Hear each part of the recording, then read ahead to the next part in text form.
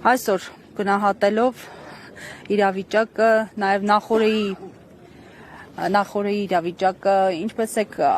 հավանում եք արդյոք շանսեր, ինչպես եք գնահատում Սամվել Կարապետյանի ազատ արձակման։ Ողջունում եմ նորից բոլորիդ։ Ուրեմն բամփոփեք երեկվա օրը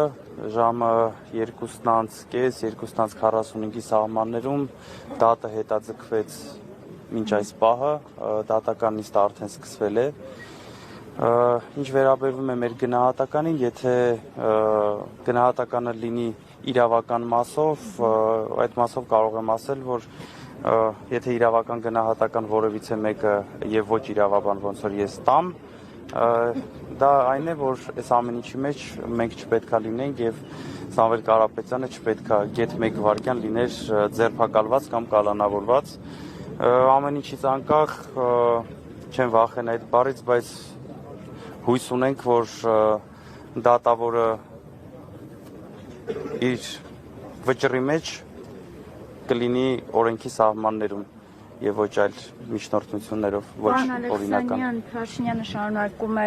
ճնշումների եւ գրոհների շարքը հայ առաքելական եկեղեցու դեմ, անտեսելով եւ սահմանադրությամբ ամրագրված կրոնական ազատությունը եւ ժողովրդի դարավոր հավատն ու արժեքները։ Ինչ կասեք հերթական գրոհի վերաբերյալ, երբ հոգեվորականներ են ձերբակալվել,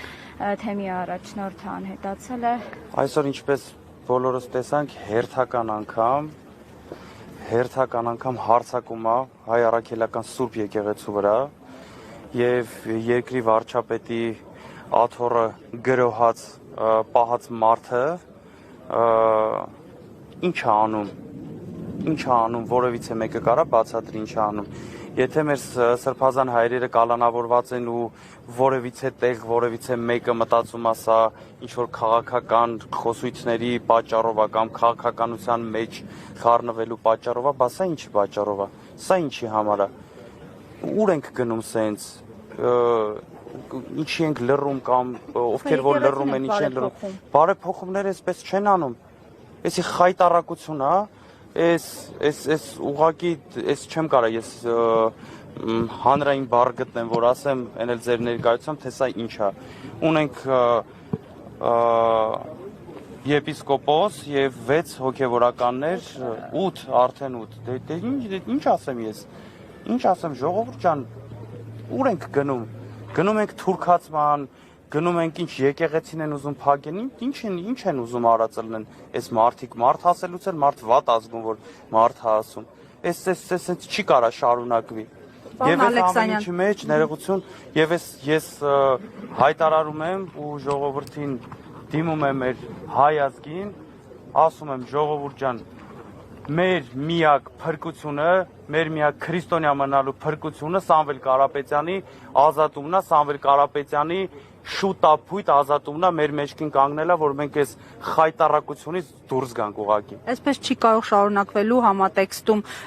խոստացել եք հայտնել հավաքի մասին, տեղ, ժամ ավելի հստակեցնել, ունեք այս պահին ինֆորմացիա հստակ։ Հստակ որոշում կա, քիչ ավելի ուշ էլի այս ֆորմատով խոսք եմ տալիս, կհայտարարեմ այդ մասին։ Պարոն Ալեքսանյան, նաև սա այն քայլն է, որ շատերի մոտ կարծիք է առաջացել, որ այլևս մենք բռնապետական ժամանակաշրջանում ենք ապրում, դուք ինչ կարող եք ասել։ Մի քիչ շատ նուրբ բառ ընտրեցիք բռնապետական ասել, այս կարելի է մեր իրավապան ընկերներին խնդրել, իրանք ավելի լավ միգուցե իրավական լավ բառ գտնեն, որ ասեն, այս բռնապետական չի, եսի ինչ է, այս խայտառակություն է, մարդ ոչ խոսելու իրավունք ունի, ոչ կարծիք հայտնելու իրավունք ունի, գնացել է եկեղեցի ինչ անեն, դուք ով եք դառը եկեղեցու դուռը փակեք, ով է եկեղեցու դուռը փակում մարդու դեմ, ով կարա իմ եկեղեցու դուռը իմ դեմ փակի, ես չկարողանամ մտնեմ եկեղեցի, Աստծուն խնդրեմ, որ այս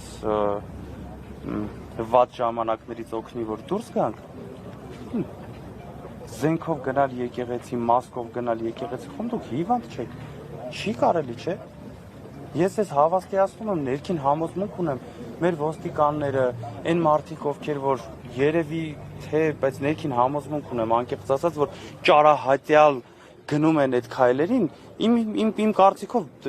ամաչած գլուխները բռնած են տուն մտնում, տնեցիք որ հանկարծ չիմանան։ Երևի այդ մասկեքը դնում են, որ տնեցիք չիմանան, որ իրանք են գնացել մտել եկեղեցի։ Իմ կարծիքով այդ տղեկներ սրտները տրաքում է, որ ուզած չուզած այդ հրահանգները կատարում են։ Բայց այլընտրանք ունեն, չէ՞, պարոն Ալեքսանյան։ Իրավական մասով անկեղծ ասած Զարա ջան, դուք էլ գիտեք, ես երկու բարձրագույն կրթություն ունեցող տնտեսագետ եմ, իրավական մասով չեմ կարող ասեմ, այլընտրանք ունեն հրահանգ անել կատարելու, թե չէ, այսօր անկեղծ ասած ընկերներից հարցրել եմ, всё-таки